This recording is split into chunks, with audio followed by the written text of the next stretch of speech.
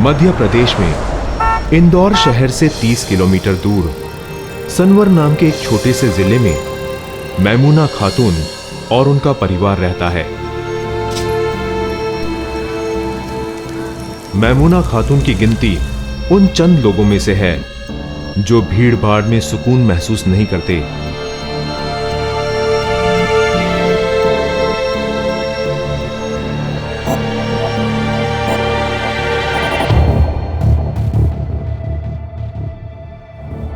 मैमूना खातून बेटी से दुल्हन, दुल्हन से मां और मां से सास तो बन गई, मगर शहर की भीड़ भाड़ वाले माहौल में दादी बनना उन्हें बिल्कुल गवारा नहीं था। आखिर मैमूना की बरसों की जिद और ख्वाहिश के आगे उनके शौहर अशरफ हुसैन ने सारी जमा पूंजी रख दी और इस तरह ये घर खरीद लिया गया मार्केट से बहुत कम कीमत पर। देर से ही सही मेरी मुराद पूरी हुई।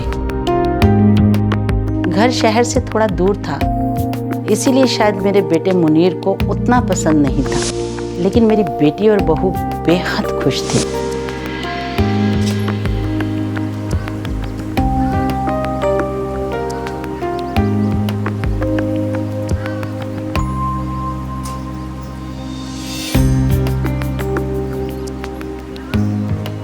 सारा दिन तो सामान रखने में और घर संवारने में बीत गया।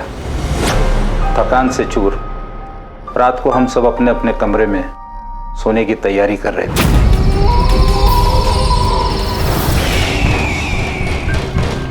इतनी रात को कौन हो सकता है? बेगम, पुराने मोहल्ले की पड़ोसन होगी, पूरी फैमिली के साथ आई होगी मिलने। मजाक छोड़िए, बाहर जाकर देखिए कौन आया है। कौन है भाई? अरे सब्र करो, आ रहे हैं। दरवाजा तोड़ोगे क्या? इतनी रात गए कौन हो सकता है? कौन है? कौन है भाई? अरे कौन है वहां? कौन है? कौन है भाई? भाग गया कम वक्त। चलिए अबू भाई।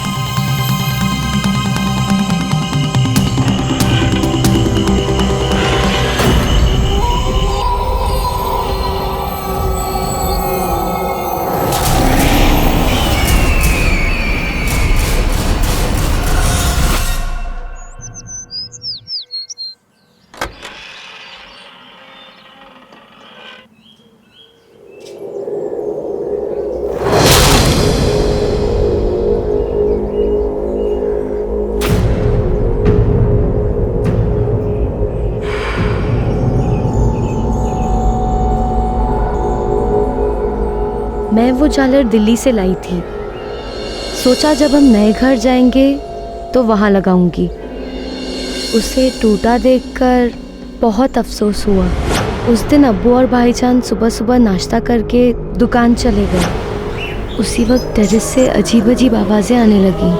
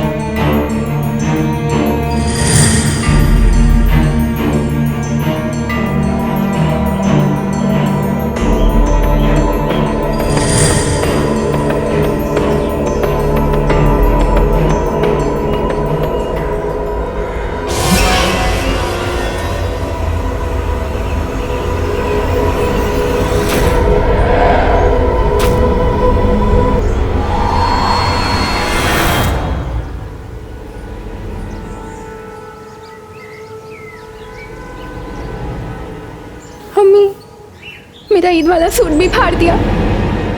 कौन कर रहा है ये सब? आपने देखा ना, सुबह झालर भी तोड़ दिया और अब ये। कौन हमें तंग कर रहा है अम्मी? चलो चलो यहाँ से, चल चल।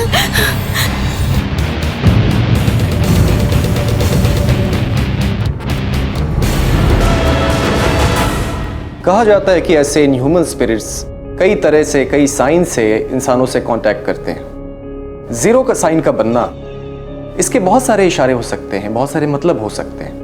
पहला मतलब, जीरो एक नई शुरुआत हो सकता है, वो फैमिली जो है एक नई शुरुआत करे दूसरे घर में। जीरो का ये भी मतलब हो सकता है कि वो घिर चुके हैं। हाँ बेटा। माल ट्रक में लोड करा दिया है। बेटा ध्यान से, रास्ता नया है। ठीक है, मैं जैसे ही माल की डिलीवरी कर देता हूँ सीधा घर ही वापस लौट आऊंगा। हाँ।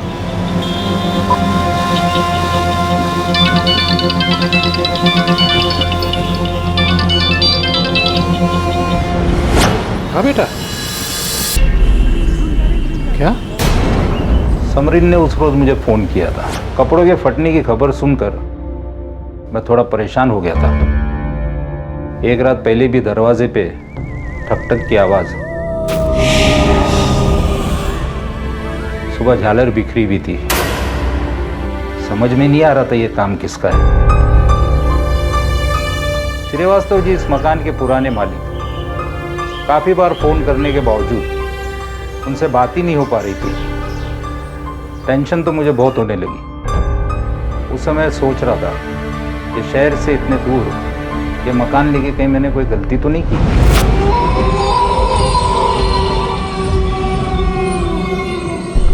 अरे ऐसे कैसे हो सकता है? माल तो चेक करके ही पैक किया था। हाँ, अरे अब्बू ने और मैंने, हाँ हम दोनों ने। पर यार वो, अच्छा ठीक है, हाँ हम बोल देंगे। हाँ हमारे सामने बैठे हैं। ठीक है। चाय बोला था ना? ये क्या है? वो शाम को अम्मी ने फातिया किया था हलवे पर, वही है। चाय बन रही है। बेटा एक कप चाय हमारे लिए भी ले आना। जी अब्बू। अच्छा समरीन कहाँ है? उसको बोलो चाय लेकर आए। जी अच्छा।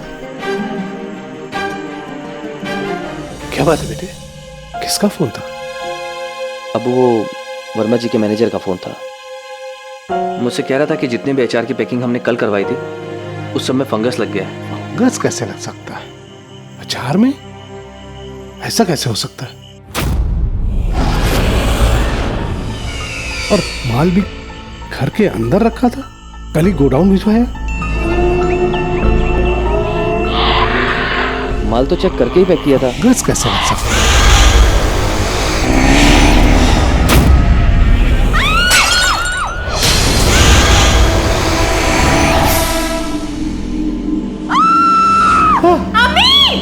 मम्मी! ममुना!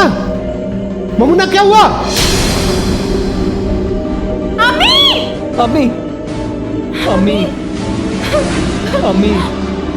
अम्मी! उठो अम्मी! अम्मी! अम्मी! ममुना! अम्मी! तुम ठीक तो हो? ममुना! ममुना, क्या हुआ था?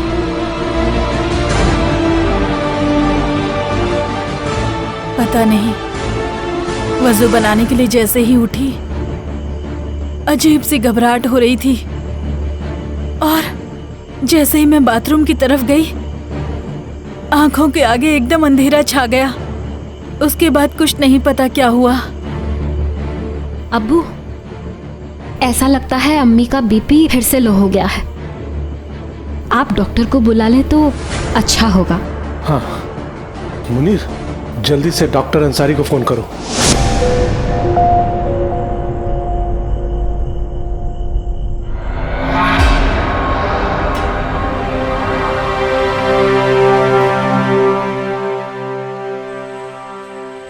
आइए डॉक्टर। देखिए अशोक भाई, एक फैमिली डॉक्टर होने के नाते मैं आपसे एक बात पूछना चाहता हूँ। जी पूछिए। घर में कोई झगड़ा या तनाव तो नहीं? नहीं, ऐसी तो कोई बात नहीं डॉक्टर साहब। क्यों? फिर तो बड़ी अजीब सी कंडीशन है। इस बार भाभी का बीपी लो नहीं बल्कि हाई है। आप घबराइए नहीं, मैंने दवाई लिख दी है, आइए।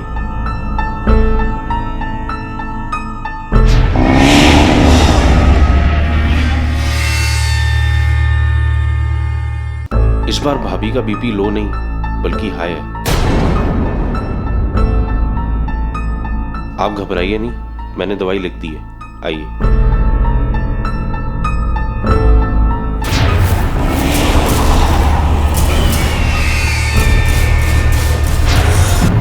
जैसे आग के पास जाने से तापमान बढ़ जाता है, ठीक उसी प्रकार ऐसी शक्तियों के आसपास होने से शरीर का तापमान भी बढ़ जाता है। मेमूना के साथ भी ऐसा ही हुआ। उसका लो बीपी हाई बीपी में कन्वर्ट हो गया। तुम लोगों ने खाना खाया? अम्मी आप फिक्र ना करें, आप सो जाएं, हम सब खाना खा लेंगे।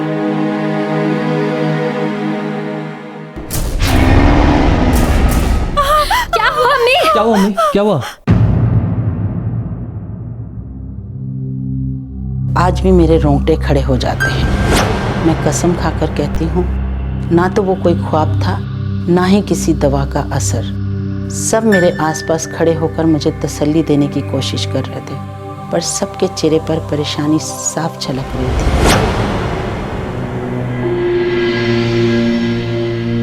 अशरफ, आप इमाम साहब से जरूर मिलते आइएगा, और अगर हो सके तो घर ले आइएगा। मुझे बहुत डर लग रहा है। अब्बू, बस एक मिनट और। तुम आज घर पर ही रहना और अम्मी का ध्यान रखना।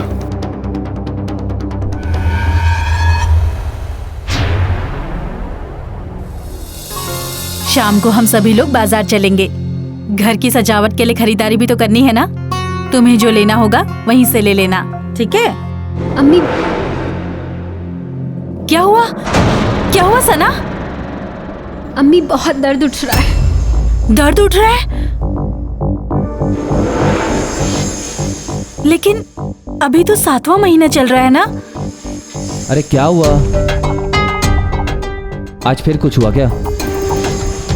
कुछ नहीं, सना को दर्द हो रहा है।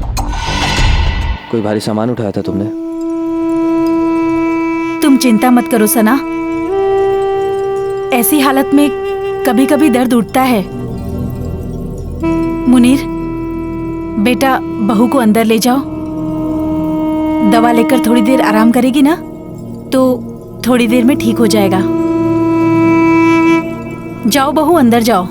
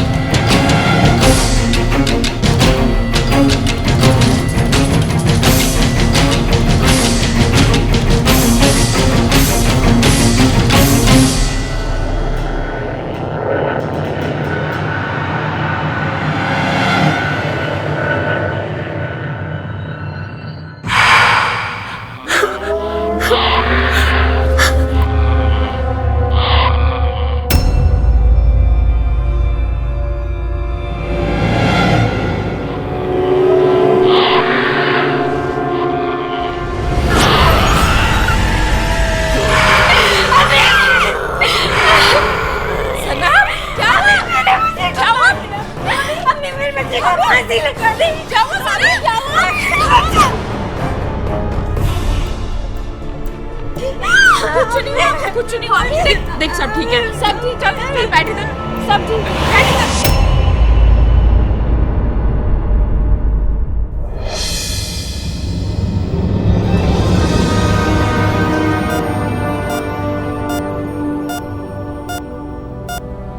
आपकी वाइफ की कंडीशन बहुत ही क्रिटिकल है।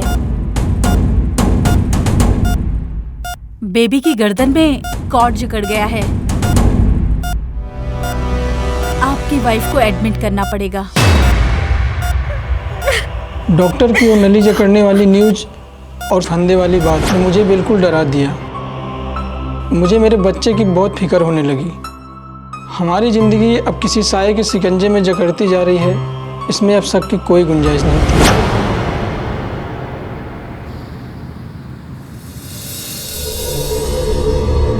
ये सारे वाकयात सिर्फ 2 रोज के अंदर हुए हैं?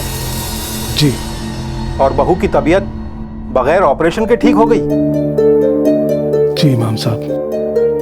अच्छा, और आपने ये जो नया घर खरीदा है, ये किस मकाम पे है?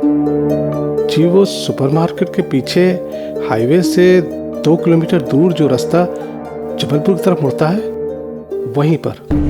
राइट की तरफ, मजार के पास? मजार का तो पता नहीं इमाम साहब, लेकिन हाँ पास में एक पहाड़ी जरूर है। अल्लाहु अकबर। मुनीर, बेटा तेरे अब्बू अभी तक नहीं आए हैं।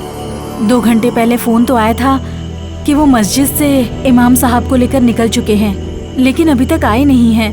मुझे बहुत घबराहट हो रही है। मुनीर, मुनीर, मुनीर दरवाजा खोलो। लगता है अबू आ गए।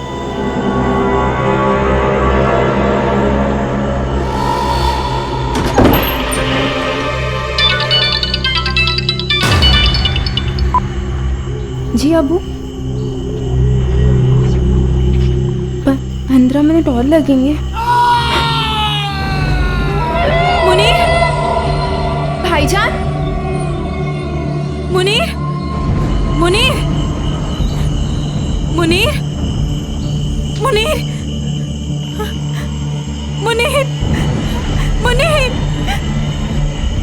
भाईजान,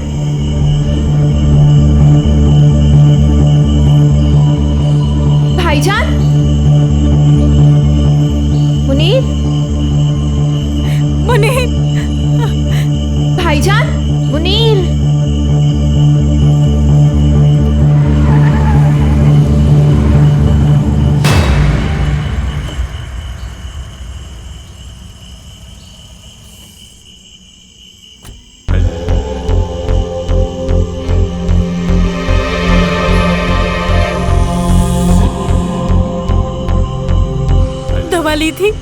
दवा ली थी तूने? पानी चाहिए?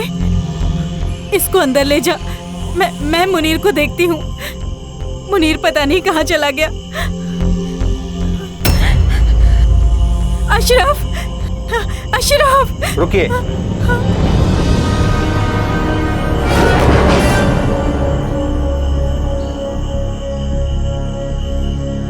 अशरफ, मुनीर, बाहर से कोई क्या हुआ? आपकी आवाज में बोल रहा था तो हमें लगा कि आप हैं। मुनीर दरवाजा खोलने आया, लेकिन आप तो फोन पर थे।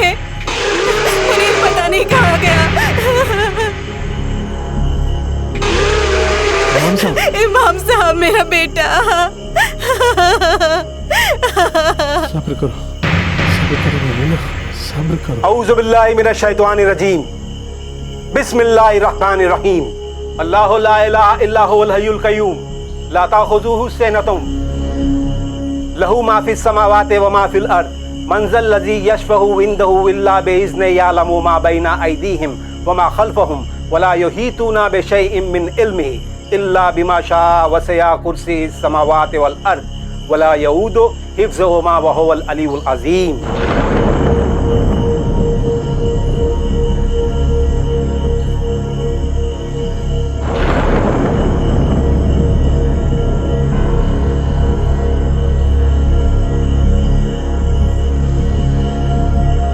आप लोग यहाँ आ जाइए।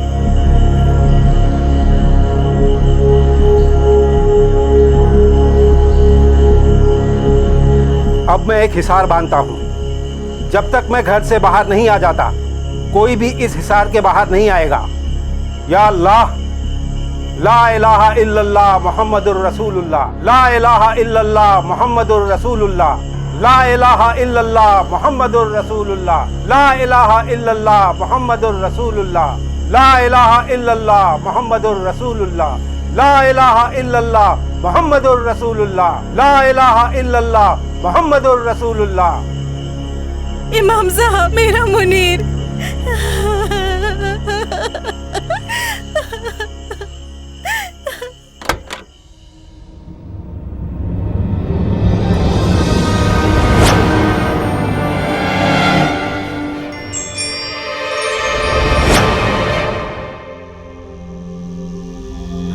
कुल हुवल्लाहु अहद, अल्लाहुस समद, लम यलिद वलम यूलद वलम यकुल लहू कुफुवन अहद। कुल हुवल्लाहु अहद, अल्लाहुस समद, लम यलिद वलम यूलद वलम यकुल लहू कुफुवन अहद। कुल हुवल्लाहु अहद, अल्लाहुस समद, लम यलिद वलम यूलद वलम यकुल लहू कुफुवन अहद।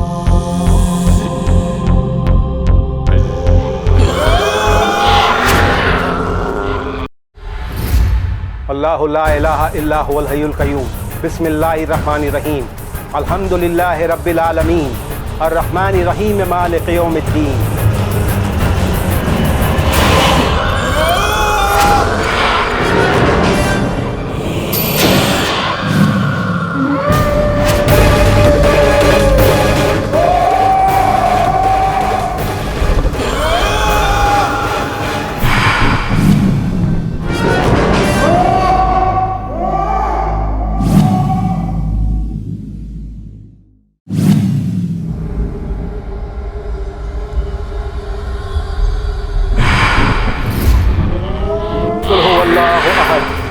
अल्लाहुस समद, लम यलिद वलम यूलद वलम यकुल लहू कुफुवन अहद।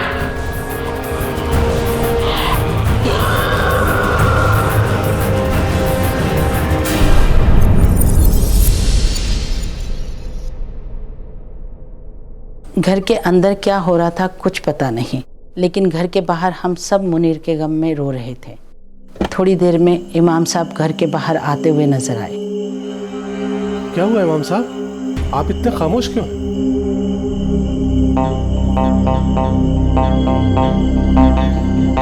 जितनी जल्दी हो सके आप लोग ये घर छोड़कर चले जाइए। लेकिन मुनीर कहाँ है इमाम साहब? उसको जिन्नात उठाकर ले गए। हम कुछ नहीं कर सकते। इमाम साहब कुछ तो कीजिए। अरे ये जिन्नातों का डेरा है, और वो भी एक दो नहीं, बेशुमार। लेकिन हमारे घर में ही क्यों? क्योंकि आप उनके रास्ते में हैं। उधर उस पहाड़ी की गुफा में जिन्नातों का महल है, सड़क के उस पार मलंग पीर बाबा का मजार, रास्ते में ये घर। चले जाइए। हमने अगले रोज ही मकान खाली कर दिया। इमाम साहब ने बताया कि कुछ 50-55 साल पहले इस इलाके में एक पीर बाबा की कुटिया हुआ करती थी। मुसाफिर और मुरीद उनसे मदद मांगने और हाजिरी देने के लिए उनके पास आया करते थे। उन मुरीदों में इंसानों के साथ साथ जिन्नात भी शामिल थे। जी हाँ, ये हकीकत है, इससे इनकार नहीं किया जा सकता। जब वो चाहते हैं तो किसी के सामने भी आ जाते हैं, किसी से बात भी कर लेते हैं, वरना अल्लाह ने जो है एक पर्दा रखा है कि इंसान उन्हें देख नहीं सकता, उनकी आवाज़ को सुन नहीं सकता। बिल्कुल वो हमारी तरह दुनिया में रहते हैं, जीते हैं, खाते हैं, पीते हैं, सारे मामूलात इंसानों की तरह हैं। बस फ़र्क इतना है कि इंसान मिट्टी से पैदा है और वो दहकते हुए आग के शोले से। जिस घर का अरमान 25-30 वर्षों से था, उस घर में एक हफ्ता भी ना रह पाए। अब तो ये मलाल कब का ख़त्म हो गया। अब मैं दादी बन चुकी हूँ, भीड़ भाड़ में रहने की आदत पड़ चुकी है मुझे। अल्लाह का शुक्र है, उसने हमारी हिफाजत की और मेरे मुनीर की ज़िंदगी भी बचा दी। उस रात इमाम साहब की दुआओं के असर से हमें पीर बाबा के मज़ार के पास हमारे घर का चिराग मिल गया, वो भी जीता जागता।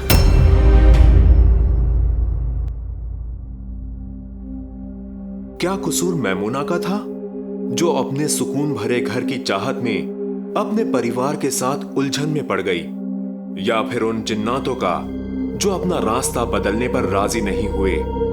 पता नहीं, पर यह ध्यान रखना जरूरी है कि चाहत और जिद का टकराव हमेशा भयानक होता है।